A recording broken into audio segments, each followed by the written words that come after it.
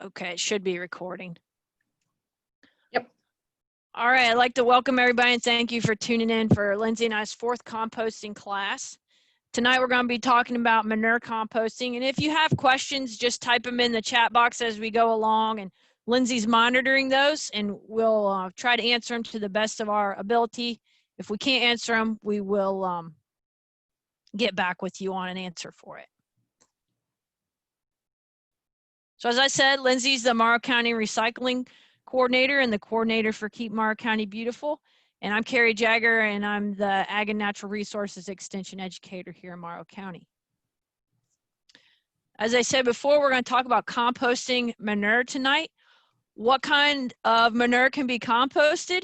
We're going to cover all these different types. You can compost cow manure, horse manure, pig manure, rabbit, sheep, goat, llama, and alpaca, chicken manure, and then there's a couple manures that you can compost, but it's not recommended that you compost them in your composting facility with the other compost we've talked about in our other classes, or in your manure compost that you're making for your garden.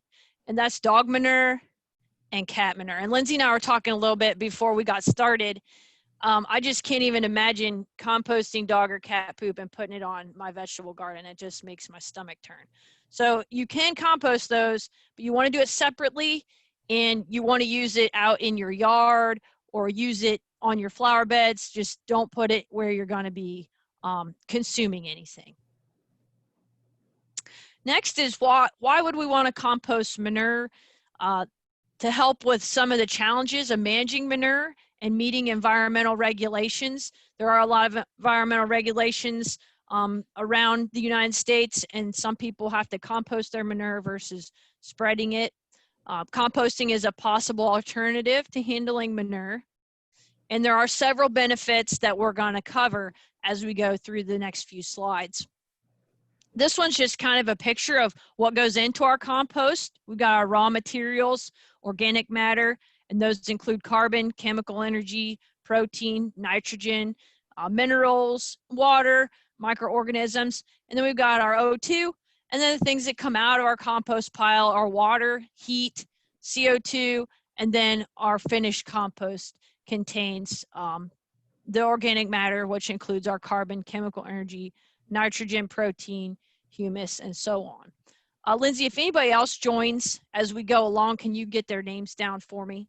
Yep. So some of our benefits of compost, it actually reduces the volume, and the density of manure to about 50 to 65%. And in 2009, the University of North Dakota did a study that compared the energy required of a 180 head feedlot operation that applied raw manure and composted manure to agriculture fields. And they concluded that composting and applying livestock compost is more energy efficient than hauling raw manure. The decrease in volume and mass from composting reduced the hauling requirements enough to offset that energy requirement to compost.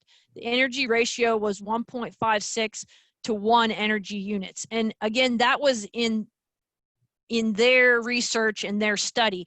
So it may not always be the most efficient way to handle raw manure, but in their study, composting was more efficient than actually spreading the manure raw. It also adds organic matter to your soil. It reduces your needs to fertilize or use fertilizer, and it reduces the potential for soil erosion. Nitrogen in compost is more stable than in manure. In manure, it's a little less stable as it can leach. If it's sitting for a long time or it's wet, it can leach out. Or if you spread that manure on your field and you don't work, it could leach that way, or it could also gas off in the ammonia or ammonium. Properly prepared compost is free of viable weed seeds, and that's pretty important. Sometimes when you're spreading manure, you get weed seeds in it, and then it causes a bigger problem. It can be a very marketable product. Gardeners love it, landscapers love it, vegetable farmers love it, You can use it for turf growers, golf course operators, and ornamental crop growers. If manure is composted properly, it becomes a really, really great product that all of these businesses can use in their growing operations. Disease-causing organisms can be destroyed, again, if it's composted properly, and we're going to talk about that as we move through these slides tonight.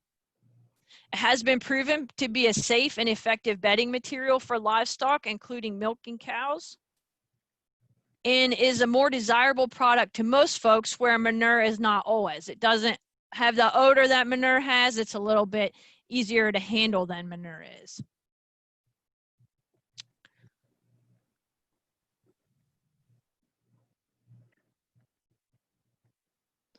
Some of the disadvantages are time, space, and money requirements. Composting requires labor to monitor and turn it. Space requires a good size of space if composting a considerable amount of manure. It may also need to be undercover if it's in a rainy area. So around here in the springtime, it's pretty rainy. And if you've got a compost pile, you might want to keep that covered. That way it doesn't become too saturated. Your initial investment may be low if you can use the equipment on the farm, and we'll talk about that in a little bit. But if you're composting a lot and you're putting in a big facility, you may need to use special equipment, and that could cost a little bit more. It contains less nitrogen than fresh manure. Most of the nutrients in compost must be mineralized in the soil before they're available to plants. Often less than 15% of the nitrogen is available in the first cropping season if you're using compost. As manure wastes are composted and dried, the salt concentration of the mix can increase.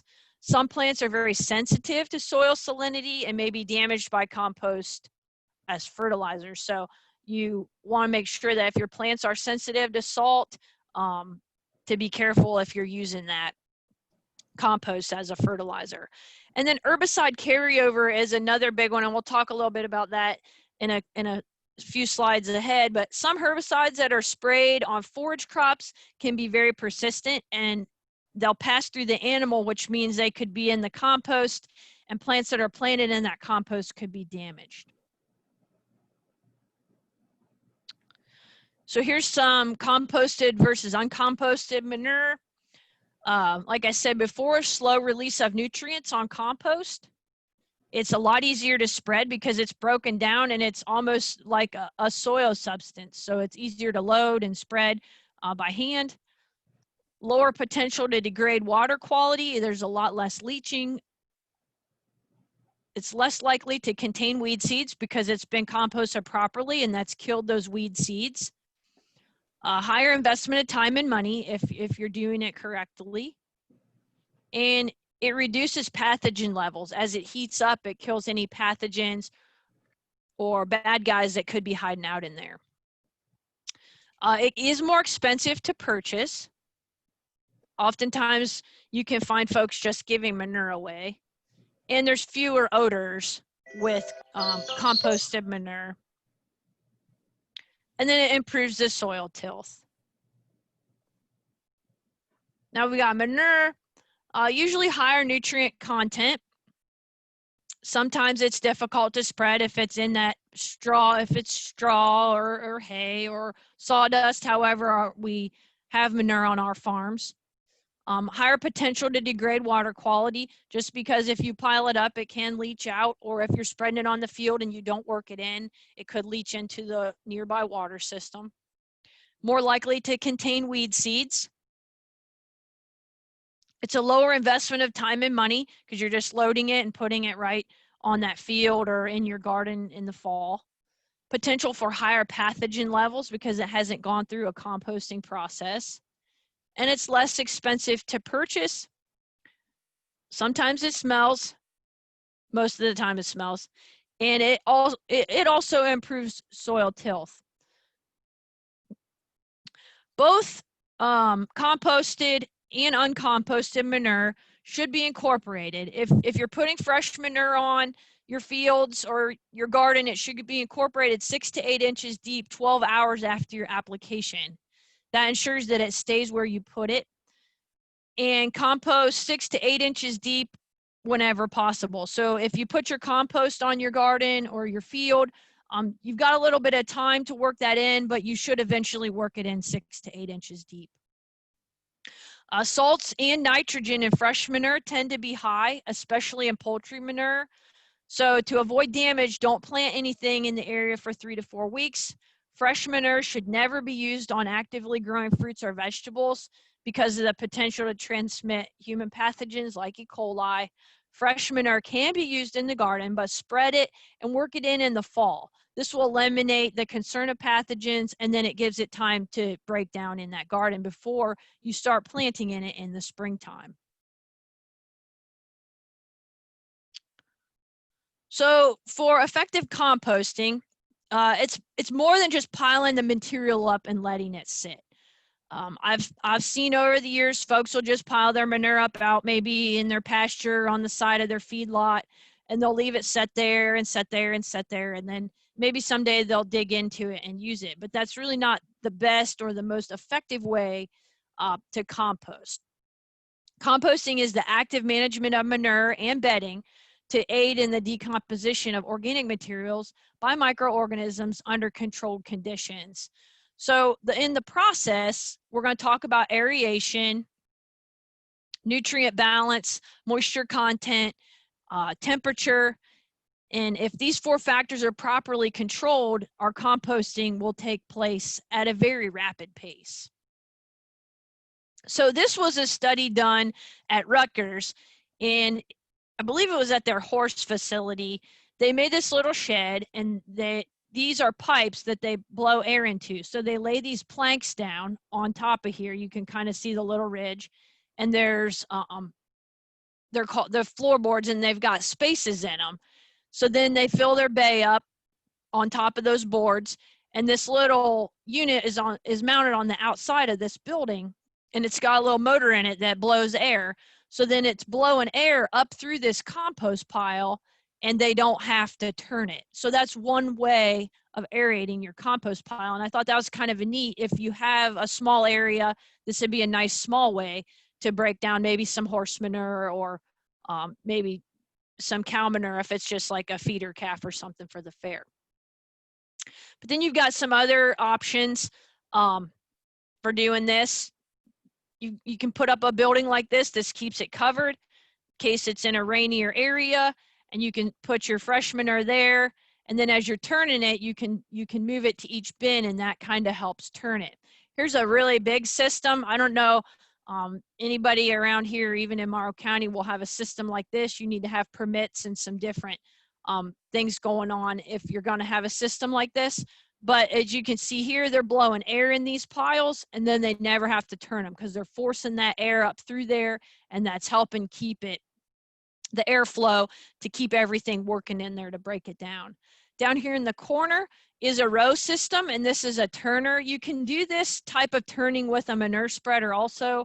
I worked at Malabar Farm State Park when I was in college, and we had compost piles there, and we would park the manure spreader, and the tractor would just take it from one pot, it'd take it from the pile and put it in the manure spreader, and we just let it run, and it would run it out the back of the manure spreader, and that helped aerate it, and that's how they did their compost piles there. You can turn it with a pitchfork if you don't have a real big pile, or you can use a loader tractor or a skid loader. And these are some kind of methods that you can use on a small scale, and on a small scale at a farm, and I could see this happening here in Morrow County pretty easy. Nutrient balance. If the ratio is too low, excess nitrogen is converted to ammonia and escapes into the atmosphere, causing undesirable odors. And if our carbon to nitrogen ratio is so, the carbon to nitrogen ratio in the compost pile is really important. And we've covered that in pretty much, I think, every talk we've done. we've talked about carbon and nitrogen ratio. So it's not only important in all the other types of composting we've talked about, but it's also important in the manure composting. So composting is successful when the pile is 20 to 40 parts of carbon per part of nitrogen. So the ideal ratio is 25 to 1 to 30 to 1.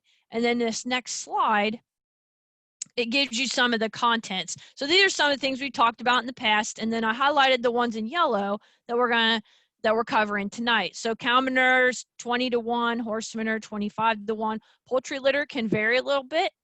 And then if you're using corn stalks for bedding, they're a really good bedding source. Or if you're using straw for bedding, these are the ratios as well. I kind of found it interesting that straw had such a huge ratio there. Sheep manure and then swine manure, I had to look these up separate. And then I was telling Lindsay about rabbit manure. I found that kind of interesting. You can use it in the garden. Rabbit pellets can be used right out of the hutch, and you can top dress your flower garden or your lawn with it. I wouldn't top dress the vegetable garden with it just because it is still raw manure. But rabbit manure has 4 times more nutrients than cow or horse manure and is twice as rich as chicken manure. Cow, horse, and chicken manure are considered hot and need to be composted or well rotted to use as fertilizer. And one of the best things about rabbit manure is it doesn't need to be composted.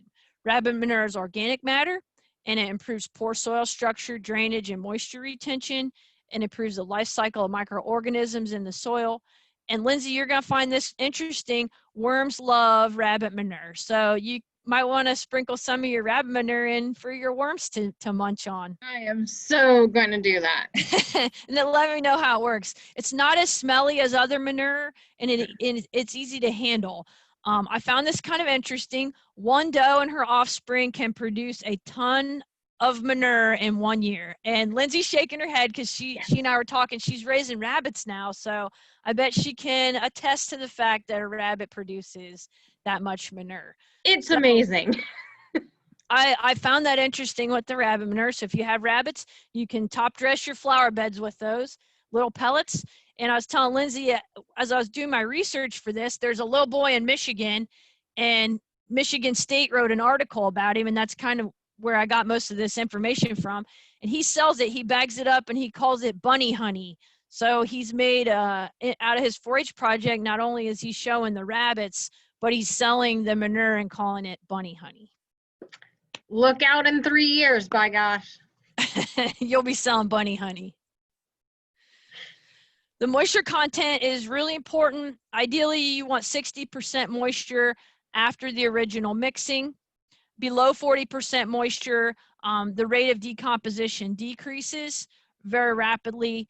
When the moisture content exceeds 60%, oxygen movement is inhibited and the process becomes more anaerobic. And generally, you want to try to keep the moisture content between 40 and 65%. That's kind of that sweet spot for everything to work and that compost pile to stay active. You may need to add moisture if it's too dry, or like I said earlier, you may need to cover it if it's too wet, or we get into a rainy season like the springtime and you have your compost pile, you may need to throw a tarp over it to try to keep it from getting too wet. A mixture of 50% moisture will feel damp to the touch, but not soggy. So if you grab a handful of it and you squeeze it, it should drip a little bit of water out. If it's running water out, then it's too wet. On temperature, your pile will start, it'll start out at the outside temperature when it's first mixed and can reach 150 degrees in 2 days. So you really want to monitor your pile. Frequent turning of windrows helps maintain the desired porosity and release trapped heat and gases. Turning also exchanges the material so that all of the material can be exposed to high temperatures. When the temperature drops below 110, the microbial activity has declined and the pile should be turned. So it's important to monitor it, get a thermometer, stick that in there, and if it's getting above or below where it needs to be, give it a little turn. When the temperature doesn't increase after turning, I just did something here, Lindsay. Hold on a second. Okay, there we go. When the temperature doesn't increase after turning, the composting process is complete. So like I said, 110, 150, those are kind of the sweet spots. You don't want it to get below that or above that. And research has shown that 131 degrees Fahrenheit for 3 days will kill all parasites, weed seeds, and disease-causing organisms. So again, monitor it. Once you see it hit 131 degrees, make sure that it kind of maintains that temperature for 3 days, and then you know that you've actively killed all those things that can be a problem. They do sell these temperature gauges at garden centers. They sell them online at Amazon, and I think Johnny Seeds and AM Leonard, I've seen a few on there. But I like this one because it shows you exactly where you need to be. You're steady, you're active, and you're hot. So you want to be right in this range right here to kill those bad bugs, your parasites, your weeds, and your diseases. So I like this type of compost thermometer. Lindsay, do you have any thermometers that you've used? No, I haven't settled in on one. No. We might get a couple to add as a bonus, since every single presentation we've done has talked about thermometers. So we'll settle in on a couple or a thermometer, and we'll purchase some for our participants to give away. Cool. All right. Keep moving on here. To be efficient, like we talked about, you've got a reasonable range, 20 to 40 nitrogen, carbon to nitrogen ratio, your moisture content between 40 and 65. These are the preferred range. We got reasonable range and preferred range. And then your particle size matters too. You don't want huge stuff. It takes a little bit longer to break down. It's often necessary to add amendments or bulking agents to manure for effective composting. Amendments are added to adjust moisture content, texture, or the carbon to nitrogen ratio. These materials help provide structure to the pile with adequate pore space for aeration. Some common materials that are used are straw, spoiled hay, shavings, or dry leaves. Chopping materials for smaller particle size, like I said, makes more surface area available to the microbes, which speeds up your composting process. And you'll want to add these amendments if your manure is more raw. So if you don't have bedding and it's more of just manure, you'll need to add amendments to that. If you've got bedding in with your animals, you don't generally need to add any amendments. The final stage of compost is called curing. As the available nutrients are used up and bacterial activity decreases, the compost will heat very little after aeration, like we talked about. Once it hits that 110 and it doesn't get any hotter than that, or it's even actually cooler than that, this will start your curing process. Compost as applied to fields as fertilizer doesn't need to be cured before application, but compost that's used for livestock bedding, gardens, or packaged for sale should be cured 4 to 6 weeks. It should be stable and it's less likely to harm your plants. A few management strategies. I kind of talked about these a little bit before, but you've got turned windrows and aerated piles. So here's a picture of some windrows, and here's a picture, some more pictures of aerated piles and how they do that on a larger scale. You could definitely do it on a small scale. These are the two most common methods of composting manure. The turned windrows use long, narrow piles, which are agitated or turned on a regular basis. 8 weeks is the common period for complete composting with windrows and dairy operations, with the piles being turned at least 5 times. Windrow composting is fairly labor intensive, requiring attention on almost a daily basis. The windrows are usually 10 to 12 feet wide and 4 to 6 feet high. This can vary depending on the size of the area and the size of the equipment that you're using to turn your pile. If you have a pile on your farm, you may not be producing that much manure, so it may not be getting that high.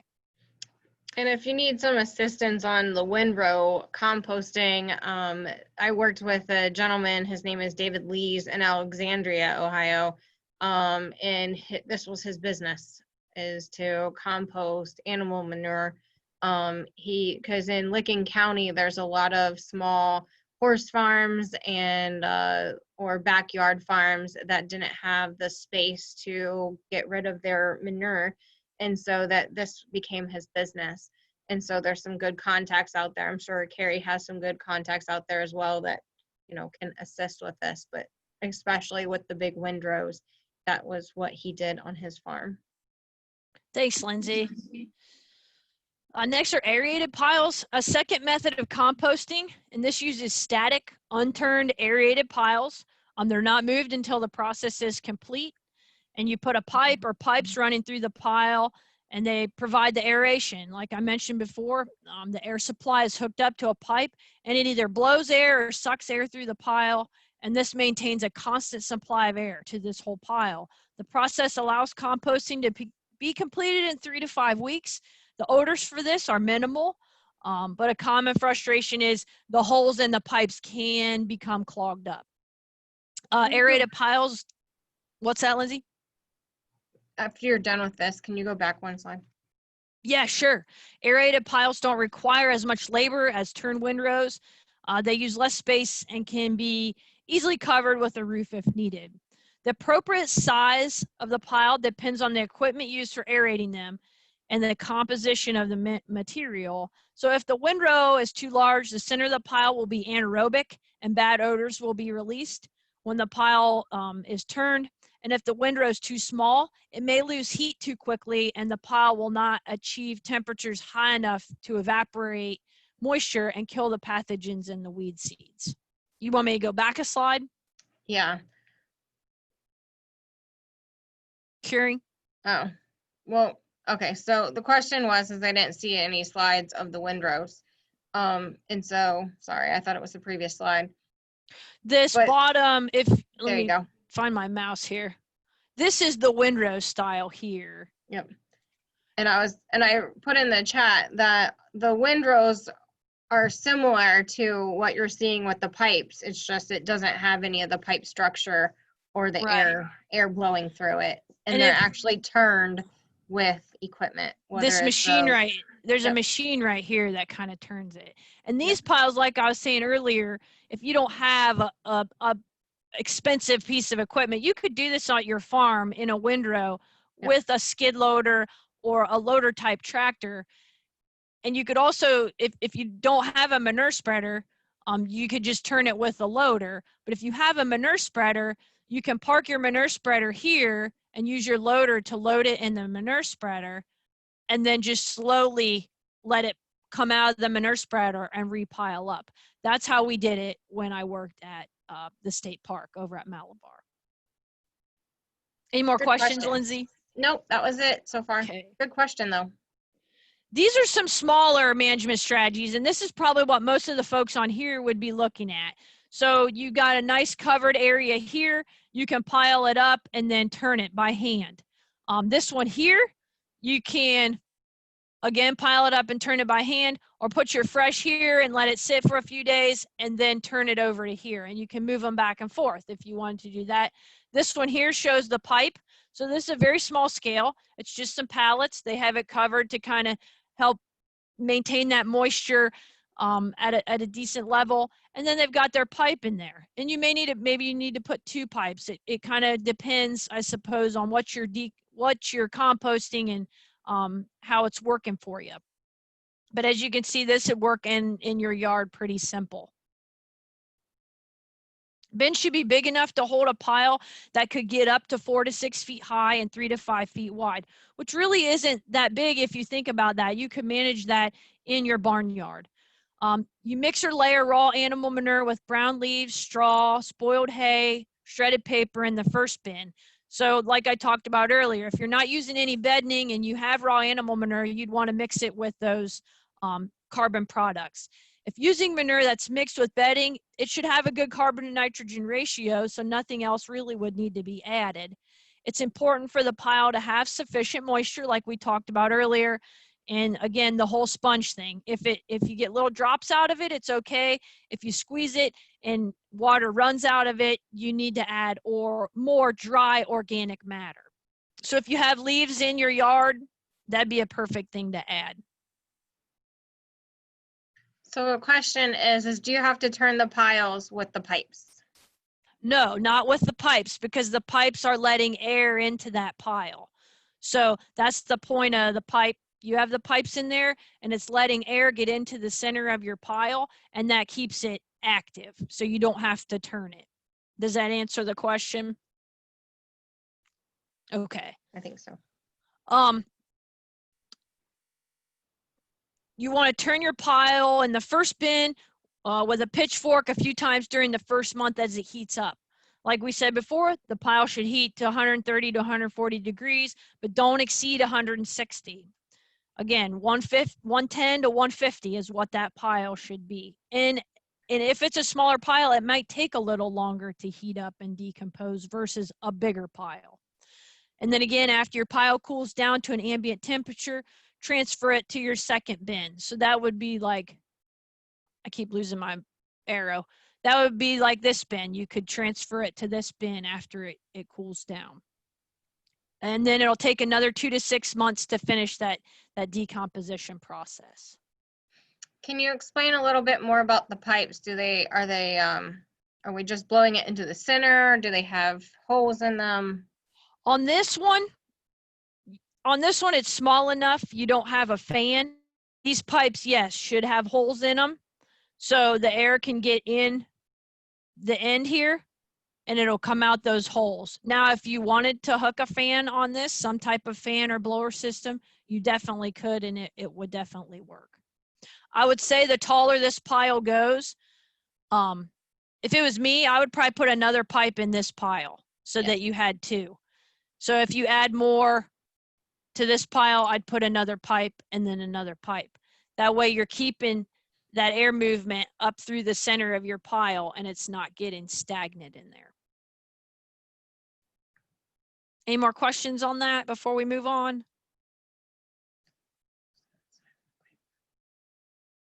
Yes, there are. So this pipe, you can buy like drainage tile, has holes throughout it. The black corrugated drainage tile has holes throughout it. And then this white pipe, oftentimes this is used in leach beds and it already comes with holes in it. Through it. So you can just lay it right in there, and it's probably got 1/2-inch holes, and those holes are all the way around that pipe. So you could find that in the plumbing section at probably just about any home improvement store. And then it could be cut to the length that you need or the width that you need for your bin. Good questions.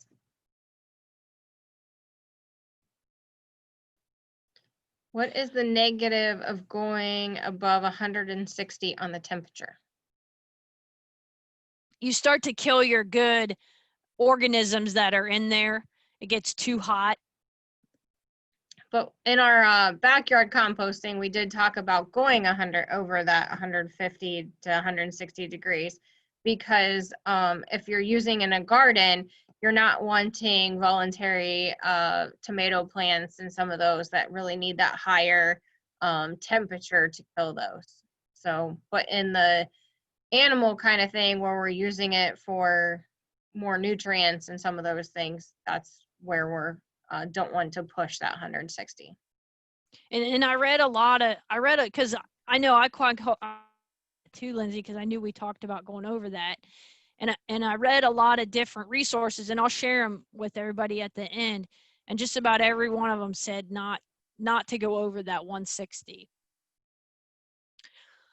How long does it take? That's kind of the big question everybody wants to know.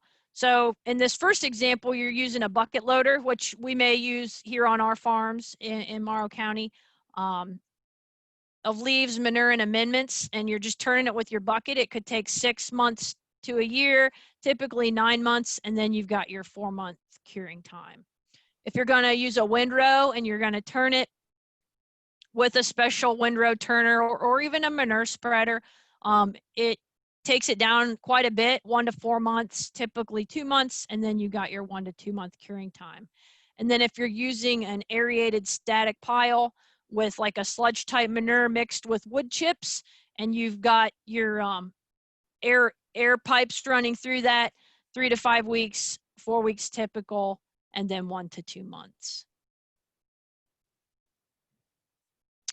You want to select a good site for your compost pile. You want to make sure it's a well-drained area. You don't want it near any water sources, just in case it would become saturated and it would maybe start to run off. You don't want to get that in any water sources for contamination. Your pad should ideally drain into a containment pond if there is any worry of it leaching. And then it needs to be on a slope of 2 to 4% and nothing any steeper than that. Pretty much flat is what you would want that on. And then you should put it on a pad made of concrete, packed soil, or gravel. That way it's not, as it's breaking down, it's not leaching down into the ground. So using your manure, while most of the nutrients in manures and compost behave similarly in the soil to nutrients from commercial fertilizers, nitrogen is an exception. First, much of the nitrogen is not immediately available to plants, but instead becomes available slowly as microbes digest it. Also, the availability of nitrogen depends on the carbon to nitrogen ratio. If the ratio exceeds 30 to 1, then most of the nitrogen is immobilized or unavailable to the plants for an extended period. Manures or unfinished composts that contain a high portion of bedding, like wood shavings or sawdust, have a high carbon to nitrogen ratio. This type of material borrows nitrogen from the soil as it decomposes. The result is that garden plants may not have the nitrogen they need to grow. That's why I always tell folks, if they ask what to mulch their garden with, I always tell them not to use wood chips or mulch because you're using the good nitrogen in your garden to break those down. Manure compost alone might not be able to supply all the nutrients for fast growing plants unless you apply it at high rates. So keep that in mind. This chart here kind of gives an approximate amount of manure if you're going to use manure and compost. So you need 1 pound, or you need 800 pounds to get 1 pound of nitrogen of horse manure, and then you need 2.4 pounds phosphorus and 4.5 pounds of potassium. So this kind of gives you a little diagram of how much manure you need to get these pounds of nutrients. Now, the best thing to do is have it analyzed. If you're using manure, you can have it analyzed at a nutrient lab. We use Spectrum Analytic for all of our analysis for soil and manure, and I send plants there too for nutrient analysis. They're in Washington Courthouse, Ohio. I've sent manure samples many times. I've sent liquid and I've sent pack manure, which is manure that has straw in it or hay or sawdust. And then you can also have your compost analyzed. So once your manure is broken down and it's a good compost, you can send that to the lab and have it analyzed, and it'll come back and it'll tell you what percentage of nutrients are in that manure or in that compost. So if you really, really want to know your nutrient content in it, have it analyzed and I can help you with that. You definitely want to know where your compost came from if you're using it on your vegetables or your flowers. There have been many cases where vegetable gardeners have unknowingly used manure and compost that are contaminated with herbicides and have seen herbicide injury in their vegetable gardens. The herbicides of concern are broadleaf herbicides, and they're typically used on lawns, turf grass, pastures, and hay crops. Some of these materials can retain herbicidal activity for a long time, even after passing through the animal's digestive system, and even after the resulting manure is composted. Treated grass clippings and compost made from treated grasses can also retain these residues. So keep that in mind. If you treat your yard with any type of broadleaf herbicide and you're composting those grass clippings, you might want to rethink putting them on your garden or your flower beds. The herbicides do eventually break down and lose their activity over time, particularly as they're exposed to the microbes, the heat, and the moisture. And this can take place relatively quickly, or it can take up to several years, depending on the situation that you're in. On sensitive crops, these herbicides can cause poor germination and kill seedlings, and they can cause new leaves to become twisted and malform, just like in this tomato picture. I lost my place. Sensitive crops include a wide array of tomatoes are a really big one, and any plants in that tomato family, the solanaceous family, lettuce, beans, other legumes, strawberries, grapes, and just about any vegetable crops. So if you purchase manure and compost, make sure that you know what's gone into it. I know of a couple situations in high tunnels where they purchased compost, they put it in there, and their tomatoes ended up looking like the tomatoes in this picture, and they didn't really get a crop off of it. And I was talking to one of my master gardeners. She's actually in Richland County, and there's a high tunnel up there. It's a community garden, and I asked her how it was doing, and she said, well, the plants are looking really rough. They almost look like they have some kind of herbicide damage. And I asked her where they got the compost, and she said she didn't know where they got it, and they weren't real sure where it came from. Someone gave it to them free. So free isn't always great if you don't know what's in it, especially if you're growing these tomatoes for profit. This would really hurt your profit margin. So it is important to know where it came from. If you're using it yourself, you have a pretty good idea what's gone into it. You always want to think about safety when you're using compost or even manure. Don't use fresh manure on actively growing fruits and vegetables. And if you are going to apply manure to your garden and let it compost, do it in the fall. Always put it on in the fall and work it in, and then it's got all winter to work down. Never use cat, dog, or swine manure in your compost pile for your vegetable garden. These manures are more likely to contain parasites that infect humans and other manures. And I was telling Lindsay, I hadn't really, I guess, thought about the hog manure, but I read a couple different things about it, and they were saying that it could contain roundworms, and these parasites might not perish even if the compost pile gets to the temperatures that it needs to. And a lot of times hog manures are liquid anyways, so those are being used on agronomy crops such as corn. They'll knife that in and put it right into the soil, and it benefits the corn in that way. So a lot of times those aren't even available for compost. But if you are going to compost your pig manure, maybe you have a fair pig and you want to compost that, you can spread it on your yard, or you can spread it on your flower garden, and it'll work just fine. Always wash your vegetables before using. I have a friend, and we were at her house, and she said, oh, you don't need to wash those carrots. And I said, well, what about if, there was any type of manure used in the garden? Or what if the person didn't wash their hands before they picked it? And well, she hadn't really thought about that. So always wash your vegetables before using them. And then always wash your hands after working in compost, just in case there are any bacteria or parasites in there that haven't been killed yet. You get those off of your hands. We're going to touch a little bit on mortality composting. That is an option here in Ohio. If you want to know more about it, get a hold of me after this class, because you do have to take a training and get certified to be able to compost dead animals on your farm. But it is definitely an option. You have to have a mortality management plan, and you go through the Ohio Department of Agriculture for that.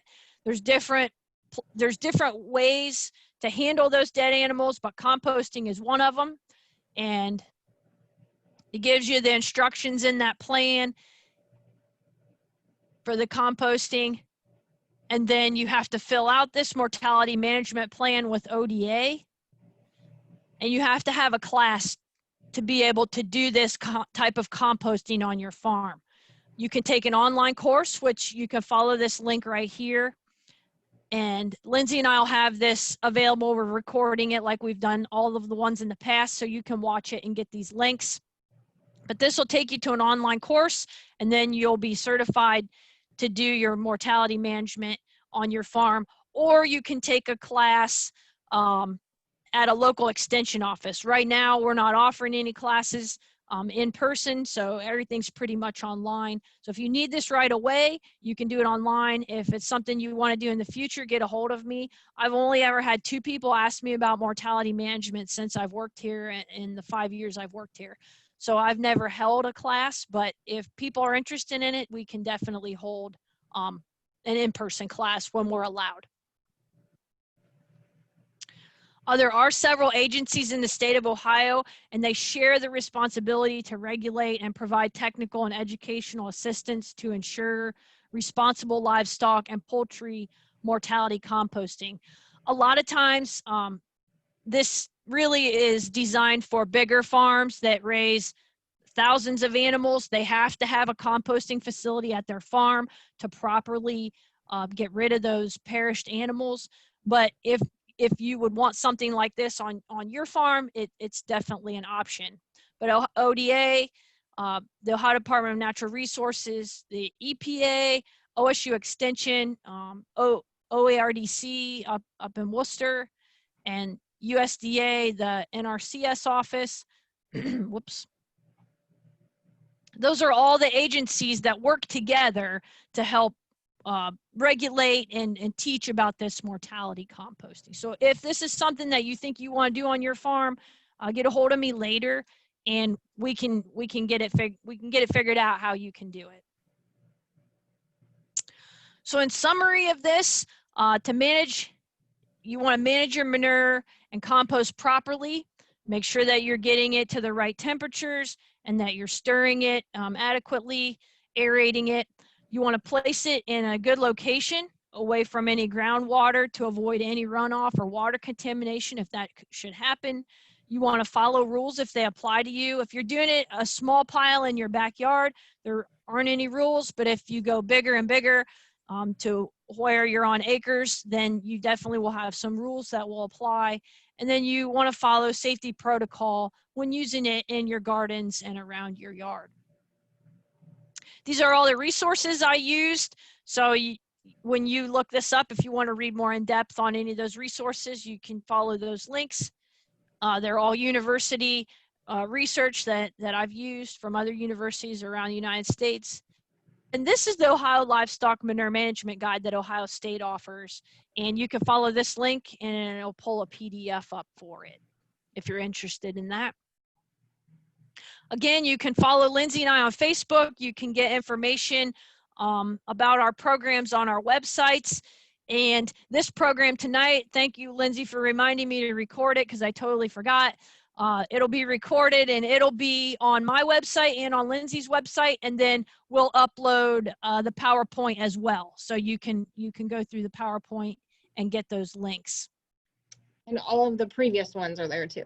Yes, all of the ones, if you have missed any in the past, they're all there as well. And then Lindsay, I'll let you talk a little bit about this. So both Carrie and I are funded through various pots of money, and especially from I'm 100% grant funded. So, and through donations, through the community support. And one of those things that I have to do is get feedback. So we encourage you to take our survey. If you take your phone out and turn it onto the picture and hover it over the QR code, you will see that it will take you to, it says create or go to link, and you'll click that and it will go to our survey. Or you can, once you look at it, you can type in the forms and it will take you there. It's a quick survey, just basically a little bit about us, what you learned, and it helps us capture stuff so that we can continue to get grants and support to do more programs like this and other topics. And there's a way for you to also tell us what other ideas that you might want to be learning about or for us to adventure into next. So please take a couple moments to fill out the survey whenever you get a chance. Do we have any more questions before we end tonight? I don't see any more. Our next class and our final class will be on August 18th. And right now, Lindsay and I aren't sure if we're going to be able to hold it in person or not. I've got to see what Ohio State's going to let me do. We haven't got any definite answers on that yet. So if it's not in person, we'll definitely be online again. So just watch our Facebook feeds and our websites We're to see also where it's going to be. trying to figure out how to do if we are in person, how to do the virtual link as well, especially for those that are immunocompromised or Yep. not able to attend that evening, but can listen wherever they're at. So definitely wanting to provide both opportunities. Yes. This is also the last workshop where we'll be actually handing out all of the compost bins. There's 3 different kinds of bins that we're purchasing, and we'll be handing those out for those that attended at least 2 of the workshops. Yep. Alrighty, well, with that, if there's any more questions, we'll end our session tonight. Sure. Again, thank you for everybody for tuning in, and we'll see you next month, one way or the other.